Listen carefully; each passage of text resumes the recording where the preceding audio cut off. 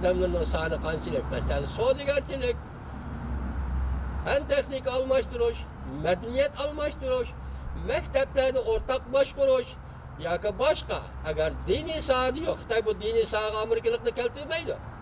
Qandaqla bir soat bo'lsa ishlayotgan amerikaliklar bor.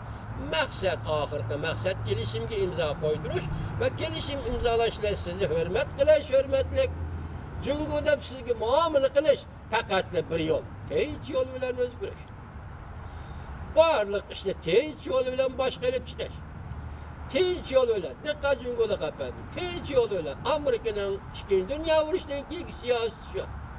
Tashqari qaratgan siyosati shu. Masalalarni, yirik masalalarni hal qilish qo'llangan metodi shu, siyosat shu. Endi ish mushakkaldir, Xi Jinping qo'yib biring. Bizning odamlarni, Uyg'ur odamlarni qo'yib biring, jazo lageridan qo'yib biring, 3 million odamni qo'yib biring. Bizning vatanidan elib ketgan Xitoyning har qaysi o'lkalardagi turmalarga, Toshkentga, Mong'oliyagacha elib ketgan Uyg'ur mahbuslarni qo'yib biring. Ularning hamma siyosiy mahbuslar. Siz ularni jinoyatchi deb aytolmaysiz, ular jinoyatchi emas. Faqat Uyg'ur bo'lganligi uchun siz qo'lga olyapsiz. Bosh dedim-ku, o'yginib ketdi Uyg'ur. Qo'yib berasiz. Bularni qo'yib berasiz. Biz ismini takrorlayotgan odamlarimiz bor. Kelar qatim yana takrorlaymiz bu ismlarni. İsmini men shaxsan o'zim eg'izga olgan ismlarni siz qo'yib berasiz. Ben sizga shunday oddiy talab qo'yyapman Xi Jinping. Endi men so'zlarga qaraylik, bir anglab o'tinglar, bir qisqa masalalarga tushuntirib qo'yay, tushuntiray. Ya o'zinglar tushunsan, lekin ish bir shar'iylab boqaylar. Birinchi ijara va boj islohoti. Boj islohoti, bu yerda ijara va boj islohoti. Nima debdi? Vositalik boj elish va bevosita boj elish deydigan ikki hukmni o'tirib qo'yibdi. Men buni to'g'ri tushunolmadim. Bevosita boj elish va vositalik boj elish. Lekin boj elishni tushunaman. Boj islohoti. Masalan, bu bojgilar bilan men to'liq uchrashgan odamman. Bojgining 8 yanchig'i bor. 8 yanchig'ining 7si o'ziga ishlaydi, bojgining o'ziga ishlaydi. Uning birisi davlatga ishlaydi deb anglagan. Lekin shundoq Uyg'ur savdogarlar shundoq ataydi. Ya'ni qizig'i boj elish bu bojgilarning hammasi Xitoy emas, Uyg'urlardan tayinlaydi. Sababi nima? Pul. Jungoda pul tepish o'ng'ay ish emas, chunki banka pul bu Xitoyning kontrolligidagi alohida mas'uliyat, alohida to'g'ri mas'uliyatdir. Xitoyning kontrolligida turayotgan banka mas'uliyati yo'q. Pul Uyg'urlarning qo'liga o'ng'ay tushmaydi. Uyg'urlar buning uchun qattiq ishlashga to'g'ri keladi. Qattiq aql ishlatishga to'g'ri keladi. Lekin bojgini Xitoydan qo'ymaydi. Sababi nima? Ashunda pulni Xitoy kelib va bojni berishadisi o'ttirdi. Qarama-qarshilik shakllandi. Shunga bu qarama-qarshilikni shakllantirgan qarama-qarshilikni bekor qilish uchun har qanday joyda siz diqqat qiling. Mustamlik Uyg'uriston bajaradigan odamlar hammasi bojga Uyg'urni tayinlaydi. Boj elish bir misolni men sizlarga talaqatim so'zladim. Jungoda ikki chong neft shirkati va boshda aytib turgan neft bozorlarini qo'yibdi. Buning biri Jungo neft shirkati. Yana biri Jungo neft ximiya shirkati. Bu ikki shirkatning butun faoliyati taklamakanda. Mustamlik Uyg'uristonda qadarida neft qadarida. Neft ochidi burg'ulaydi. Haqsiz elib ketadi. Şinjan Uyghur Abdunum Rayı'nın bunu da 10 tiyin kaldırıp koymaydı. Hatta yer eçiş, kediriş için baj töleş gerek. Bu bajın merkezi hükümetle karaydığın şirketler tölemeydi. Yani gelip bunu Şinjan Uyghur Abdunum Rayı'nın maliyesi töleş gerek. Gördünüz mü mazlumlar? Mustamlikinin manisi nime? İlk ispalatatisi iktisadi zulüm. İktisadi zulüm. Medeniyet kırgınçılık, yani medeniyeti kontrol kılış, terakkiyatı kontrol kılış. Lerince aytganda yezi igiligi, mustamlika elning yezi igiligi acayip, g'aroyib terakkiy qiladi deganda bir kun qarasan, ochlikdan mo'ldusul elyapsan. Bir kun qarasan, ketmanni tutib, qirda o'ltirib qolasan. Chunki bu iqtisod va tarixchilik qilish, yo'silish, zo'lish hammasi Xitoyning pilari ichida kesh. Bir ham bo'lib qo'ygan odamlar bo'ladi. Masalan, ko'kini baholash. Hey, Uyg'urim, anglab baqa. Bug'doy taxti bo'ladi. Ya'ni bosh chiqarishga tayyor turayotgan vaqtini buğdayning taxti bo'lgan vaqti deydi. Xitoy o'ttirg'i chiqib dehqonchilik, yez o'rinlarga berib buğday taragan etizliklarga chiqib uni ko'kini bog'lay nima deydi? Yil oxirida siz ma 1 moyadan 500 ming ashliq olasiz deydi. Qaytib ketang, uningdagi yak tabiiy ofat yuz beradi. Yak suv yetishmaydi, buğdayning dedi to'liq dam bo'lmaydi. Küçük bo'lib qoladi. Dehqon bu ho'sulni ola olmaydi. 500 ming ashliq ola olmaydi 1 moyadan. Lekin Xitoy ko'kini baholab ketdi. Shu baho bo'yicha dehqondan ashliq talab qiladi. Qarab boqing amaz zulmni.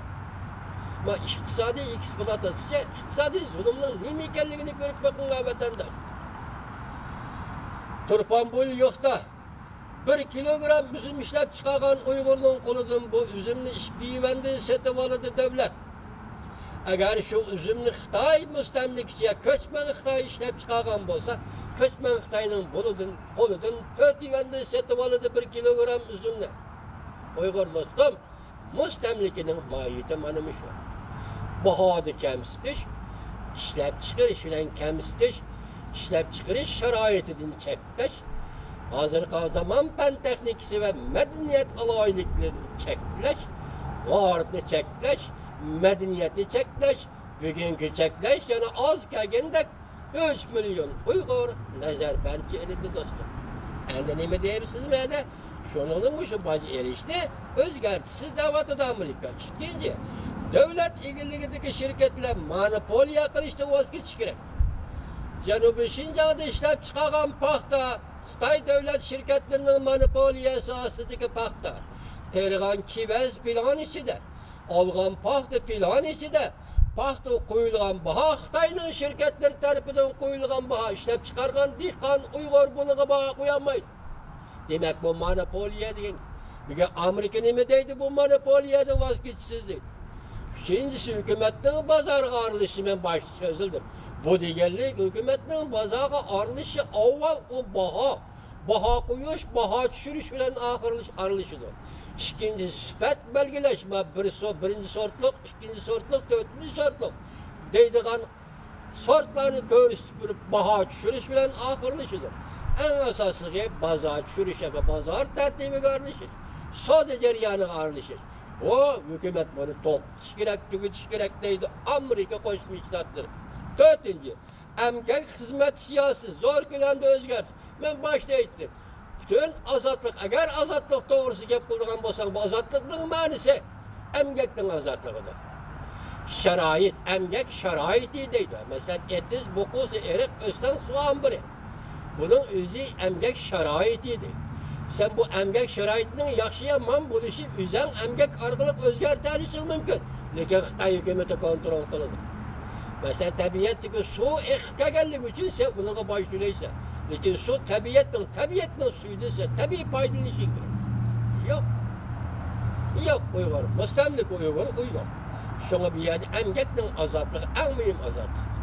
Şun Uyg'ur emgakchilar, emgak kuchlari yoki ishlab chiqarish kuchlari 70 yildan beri Xitoy qo'l bo'lib ishlab keldi. Bu yerda Amerika emgakning ozodligini ta'kidlayapti. Hurmatli vatandoshlar. 4. Beshinchi, mukammal patent huquqi. Patent huquqi haqli milliy huquq. Bu bizga belgili. Kim ijod qildi, uning egisi shu. Ikkinchi odam buni ko'chirib yoki nusxalab ishlatmasligi kerak. 6. dedim o axborot erkinligi va internet erkinligi. Bizdek odamga mo'shu. Chunki bizning boshqa yo'limiz yo'q. Boshqa ma'noga ishimiz yo'q. Masalan, sanoat ya texnika ishlamaymiz, ya standartdan oldida turmaymiz, yoki zavod ishlab chiqarishga shug'ullanmaymiz. Bizning kasbimiz masalan alayli ijtimoiy fan sohasi, tashviqot, targ'ibot yoki millatimizning manfaati uchun so'zlash. Milletimiz Uyg'urning manfaat uchun so'zlash. Buni bir odam o'yda so'zlisi bo'lmaydi. Mana bugünkidek publik jamiyatga, xalqqa chiqish kerak. Bu matbuotga chiqish kerak.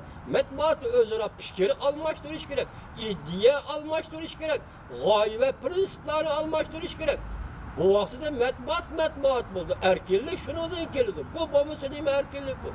Shuni bu yerda nima deydi? Amerika axborot erkinligini va internet erkinligini kapolatga qilsa. Bu endi Jungo'ning yo'tisidan alganlik hesaplanmamda. Yurigini bo'jig'anlik hesaplanmamda. Çünkü Gümüşendağ'ın işki talimatı var, bir alam talimatı, yani bir kalem talimatı. Eğer internet bilen erkeliğini koyuyduğun basan, Gümüşendağ'ın halığı var. Kompartiyanın halığı var. Lekin hazır nime sen bir imza koydu gelsen bunu mağasa. O ponkisiye kuruldu. Nazaret kılıç ponkisiyse kuruldu. Genç tutulanmaysa koyu bitsen. Hazır Amerika'nın barlık şirketlerine sodalak sorulattı. Fakat iki şirket kaldı. Google, Facebook. Sen bunu elip kırmadın, kırgını koymadın mı Cumhur'a? Endi bula kırıdı. Çünkü çıkağın can değme bu. Soda kılamsan ben bilen. Hoş. Merhamet gele. Adıl soğudu kılamsan ben bile. Hoş, merhamet gele. Dallarını götürüp kürgenler işine çivettin. Kağız ile kalemini götürüp kıldıgan, eğizi gepni götürüp kıldıgan Facebook ile Google'ını kürgeni koymadın. Kandak soğudu mu? Kandak micazınız, Cıngılık efendi. Keldim işla. Bugün kol koyusuz, Aksaray'da kol koyusuz. Ben başta dedim, karan, eti Çavuşan bile Kim Jong-un bile prezident görüşüdü imza. Bugün siz Beijing'den geldiniz Washington'a. Reis Xi Jinping'in fevkalade altısı bop geldiniz imza. İkinci ay içinde tügeydi. Hem iş ahırlaşıydı. Bu tertip bile uğurlaştırdı. Amerika Koşmuş Ştatlarının yer şahı siyasetini tertip bile uğurlaştırdı. Ol koyusuz. Bir yetnimi dedim, yettiğince hususi şirketlerini kovdaş. Hususi şirketler bir adamın erkinliği de içinde o iktisat sahası terakki kılış gerek. İktisat bombası hiç nasip olmaydı. Şairlerime sürüş gerekti. Hazırgıca pulun kayniga kirmen, pul sizi her yakka başlayın. Sopizmlik talimatı bilen mevcut mu 5 kilovatkan Uygur cemiyeti. Pulun kayni kirmen. Hey pul bombası canlı kanda baksa. Pul bombası balan partını kanda elip birse, kağız kalemini kanda elip birse. Pul bombası kiyim giyecekti kanda elip birse. İktisat ene bağımı yok sende. İktisat terakkiyat ene bağımı yok sende. Sodagerçilik desen bu Rusya'nın, Moskvalık Rusya'nın deginice Asya'nın Yahudileri Uygur, idiyendeki fikir değil mi? Sen kandak karıdın. Pul ve iktisatı kandak karıdın. Hazırgıca kandak karıdın. Anımışın takdimde. Yani bu değil 8. devlet ilgili şirketlerine maliyede koşup durduğun pulun tümüdür. Bu Cumhur'un cini. Azı torbetler değil vatıda devlet ilgili şirketlerin eksportuna pul kuşpiriş, işlep çıkarışına pul kuşpiriş, pazarda satışı ve temin işi pul kuşpiriş. Demek bu devlet ilgili şirket diyen o her bir hıyanet taksim kılavan şirketler bu. Mesela elektrik sahasında Lipin Zunay'ın kızı Lişav'dan dizginli gendek. Hayhanlı mesela, Haylanda avat siyasını